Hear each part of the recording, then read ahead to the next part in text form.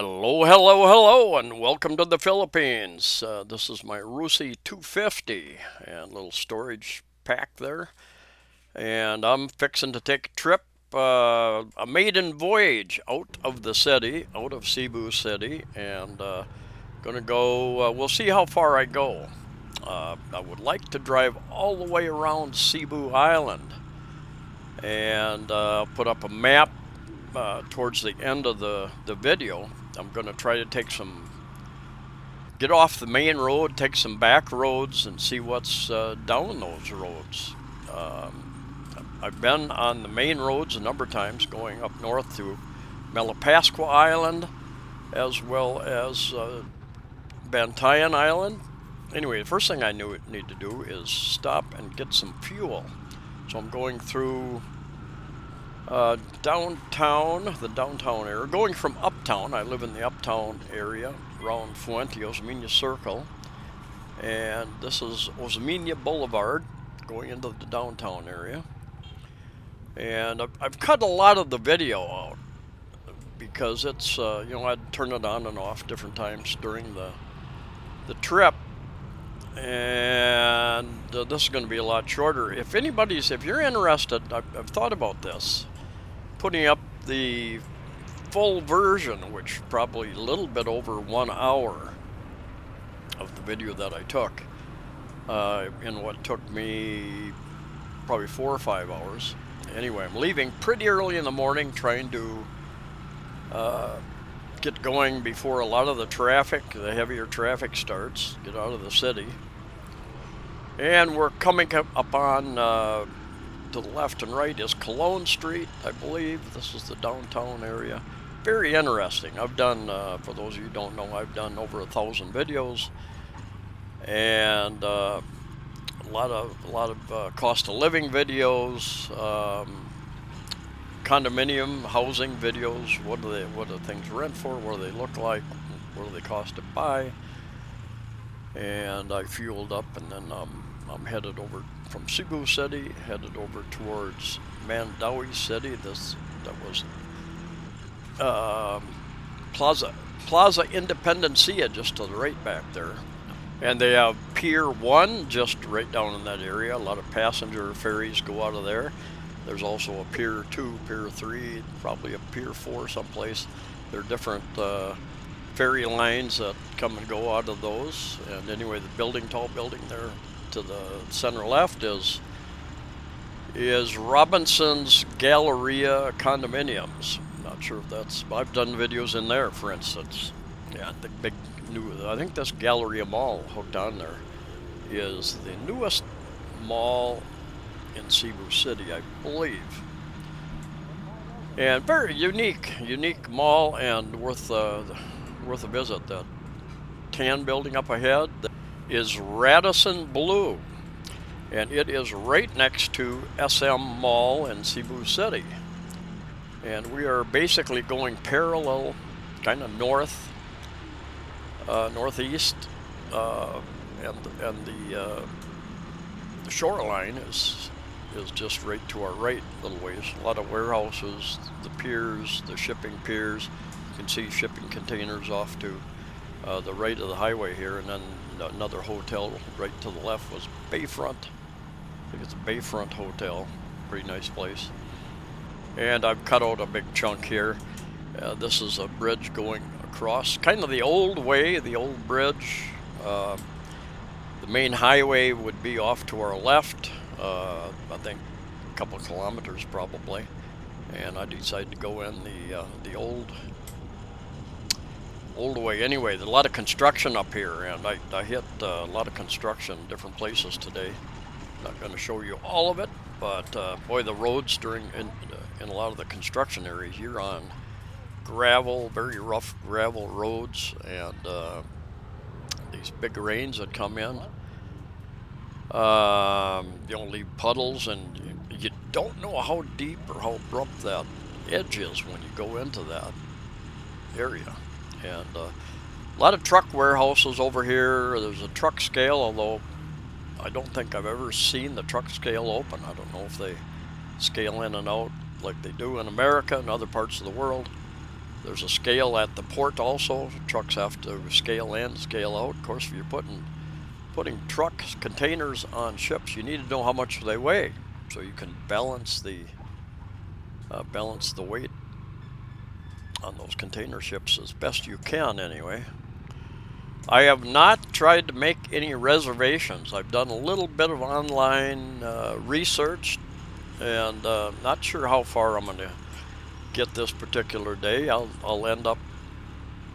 I was going to set a reservation up in Daanbantayan on the very north end of Cebu Island, and yet I wasn't sure I was going to get that far because it's not just a motorbike trip. This is more about exploring the island, and I did lots of U-turns, and I would see a sign, I would see a road going off towards the sea, and do U-turn, go back, and here's kind of what you call a business district, market type area, just over the bridge there, not very far, and with the construction, even a little bit of traffic gets pretty congested there. So my plan is to find a place for 20 bucks or less, 1,000 pesos or less, to stay in, some kind of a resort, hopefully by the sea, preferably. And we'll just see and check out, find out, are there tourists here yet? Are there any tourists? And I can give you a hint already after my first day that I have not seen any tourists. There are Filipinos who use day passes at some of these resorts. They go in and for a couple hundred pesos maybe. They use the beach, they use the pool. Oftentimes, almost always bring their own food. And anyway, it's the prices, they use prices vary greatly from, I've seen them down around 40 pesos. See the big heavy haul truck rig up there, one of those rigs that they've got, what, 100 tires or something like that on. I don't know if you can see there in the corner, but he'd have to slow down massively for some of these curves. But in the end, he was out way ahead of me. So when he had a clear stretch, he really. Now here, traffic was backing up. Usually when it backs up, I just stop, try to let him go on, get ahead of me, and I don't want to be stuck. Stop and go. Anyway, this turned out there's a funeral, I believe, going down the road, and it's like there was room to pass on the right on this bridge, but nobody was doing that. So I thought, well, maybe out of respect, they're doing that. And so I went around the left side, like, and there you go. There's the funeral procession. I went around the left, like I saw a few other people do. There was a place. It happens often here in Cebu City. A band will head out and just walk down the street, take over a street. Now this is a place called Prince, Prince. It's a store I'm not that familiar with. I've seen it, I think, in Iloilo or Bacolod, and I have not seen any in Cebu City metropolitan area. But I was looking for some oil, a quart of oil, to add some of that to my motorbike, and went in there, and they normally have motorbike oil, but they were out of stock, sir. But pretty interesting place. It's kind of a supermarket on one floor, a little bit of everything, clothes and fans and shelving and appliances and a little bit of automotive type stuff. Big place. Anyway, some of you who live in the provinces are probably familiar with this. Anyway, this guy was getting ready to do a U-turn, so I was going to wait for him. He waved me around. And one thing you really have to be careful of riding is boy, people will make U-turns in front of you, pull out right in front of you, oftentimes without looking. And anyway, I'm getting off the main road, getting closer to the coast, so we'll see what I find down there. And got a lot of buses. Some of the buses run the main roads, others run the back roads like this. But I was really curious to see what you'll find once you get off the main road. And I did find a service station down here, a lot of motorbikes in there fueling up, so I thought, I did a U-turn and I thought they probably sell motorbike oil. And they did, so I got some oil, filled it up. I didn't use the whole quart, and I didn't want to carry oil with me. Got enough luggage along as it is, too much in fact. This is a learning experience. It is a trial run to learn how to pack, where to pack, all that kind of stuff. How to plan ahead. How far can you realistically go in a day? Traffic, your average speed in many parts of the Philippines, Cebu, is very slow because you've got not just tricycles out there, you've got pedicabs, number of names for them, where it's a bicycle with a little cart attached, and you slow down. I don't know what my average speed overall was. There are a few open stretches where I could get out, but not very long stretches, so you aren't going to make up time. If making up time and getting someplace in a hurry is your goal, best fly.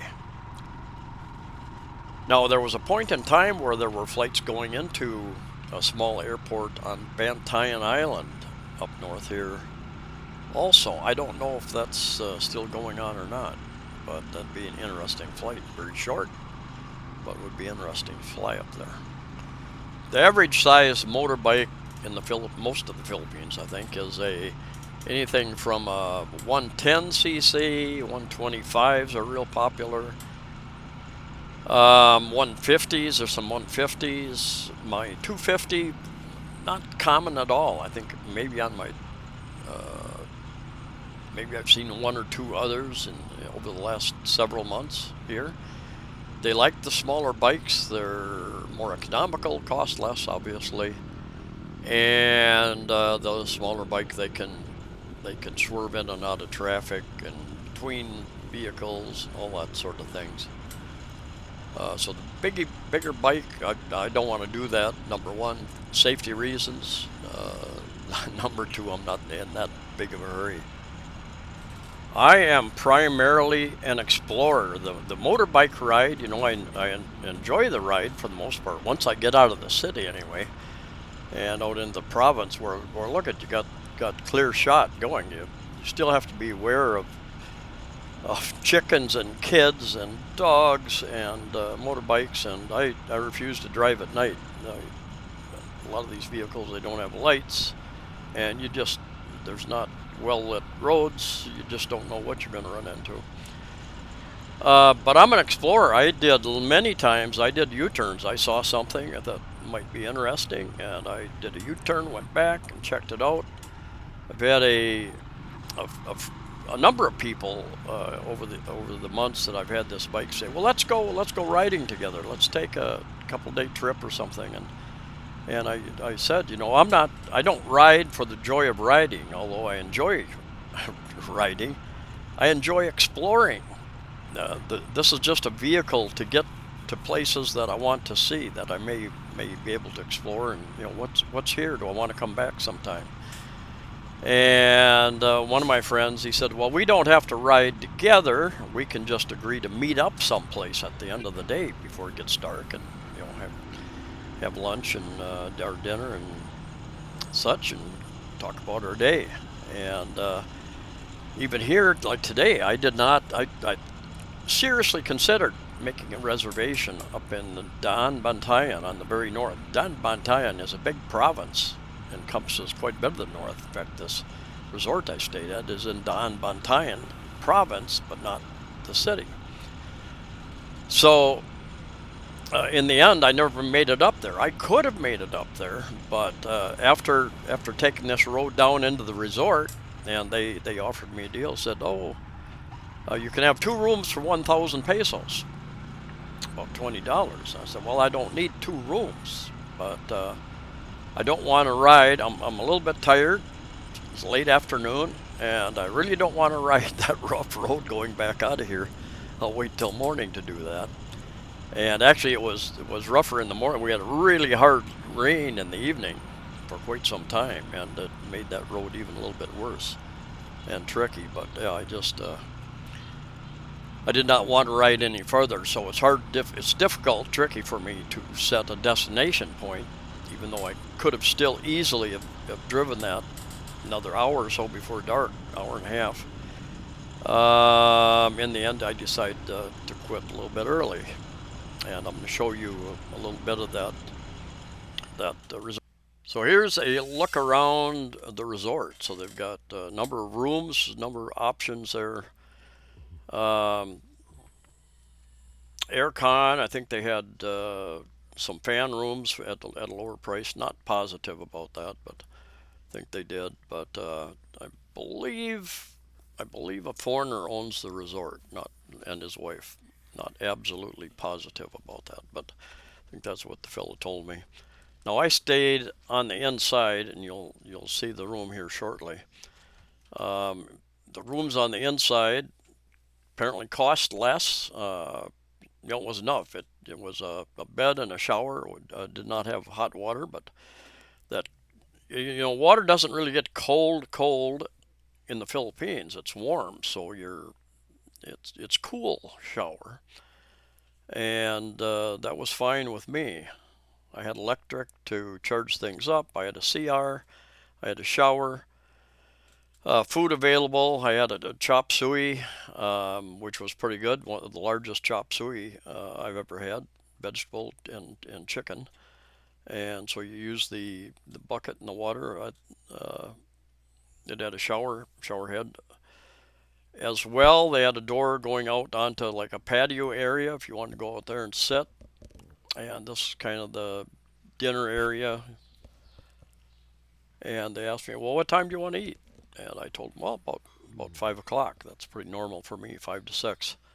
And they had the food ready then, waiting for me. So kind of a nice setup. And there are we all have different requirements, different expectations, and it's not a 5-star resort. Most of the I don't need that. I don't need a 5-star, 4-star resort. But there's a lot going on here. They've got day use fees, and I don't remember what the day use charges were, but a lot of Filipinos come in here, use the day use, use the pool primarily, and they've got I think a water slide, and generally you bring your own food. I don't think there was a corkage fee. Not positive here. A corkage fee being if you bring your own food and drink, some places they'll charge you, a few hundred pesos, 500 pesos, whatever, for bringing your own food. It's like bringing your own eggs to a restaurant. Say, "Hey, will you cook these for me?" But I don't think they had a corkage fee for people who came in for day use here, but they did have the restaurant. And quite a number of places I stopped at, and the one I was thinking about staying, but they had absolutely no food available, and I would have had to ride several kilometers to find food, and really didn't want to do that, so I didn't end up staying there. But very nice paintings on the wall, wildlife paintings, really kind of cool, and lots of areas. I don't know if the day use includes the use of tables, or if you have to rent what they call cottages. They've got a few down by the sea as well. You can rent cottages to use, and there were quite a number of people using the pool when I got there late afternoon, but they generally leave by before dark. Locals, most likely. But as I was saying earlier, my experience, my observation, this particular day was that there's virtually no tourism going on. Virtually no tourism until these countries. Yeah, I think over 55 countries have opened up their country. No vaccine required, no mask required. You're free to travel, go where you want, and enjoy our country. And the Philippines is it just really continues to hurt themselves, their economy, the livelihood of the people that depend upon the tourists. Millions and millions of tourists from around the world. I met a Korean who owned and he dealt exclusively with Koreans, and Koreans are the biggest tourist numbers here, have been for years presently. And he said, no, the Koreans aren't going to return. Most Koreans are not going to return while there's still restrictions in place. They will wait until they're sure the government isn't going to pull another fast one and put more restrictions. They want to come here, go where they want to go, do what they want, enjoy their vacation. And expats too. There are many Koreans who have or have had businesses and went out of business because of these 2+ years of travel restrictions. And anyway, this is all coral. Basically, the land is part of the coral, I believe. And yeah, real nice decor on the walls. Really makes it look nice. Jumping over to Google Maps, it is so nice to be able to use this. And anyway, this is Cebu Island, this long island here, Cebu Island. You have popular Bohol Island here, and Panglao Island, which is a big tourist area. You have Negros Island over here. You have Dumaguete, which is real popular with the foreign expats. You have Bacolod up here. You have Iloilo City, and we've got a friend lives up around, I think he's still in Rojas City. And of course you have Leyte, Samar, Masbate Island, and just give you an idea where we're at there. Luzon up here, Mindanao down here. So let's zoom in and I'll show you my route. Cebu City, about the second. I think it's a toss-up between Davao City and Cebu City as far as population-wise size. I think the metropolitan area here. Anyway, I come down from the uptown area down to the downtown area near Fort San Pedro. I fueled up down there and went out. And this is kind of the main road out of town right here, the highway. And I decided to take I don't know what the correct terminology is, up here. Through Liloan is another area. Expats, once you get out of the city, the metropolitan area, generally rents get cheaper, cost of living is lower. And there's a lot of expats, they live in Liloan or they go south of Cebu City. And then you go through Consolation and Compostela, a number of towns up here, Carmen, Choices, Catmon, Borbon. I plugged in a couple places like this just to get the map to follow where I wanted it to go.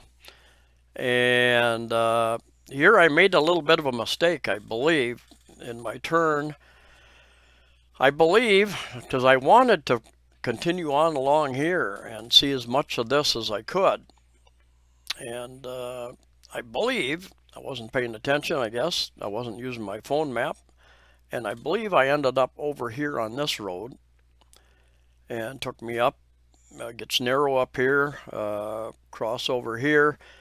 But up here, I did understand that I did not want to continue on this northerly route. I wanted to get back over towards the beach. So I asked some people, where's the turnoff? And they told me where it was, and so I turned off there and went up here. And right up in this area, I saw a sign, Virgin Beach Resort. And I did a U-turn, and I mean, how can you not be distracted by a sign like that?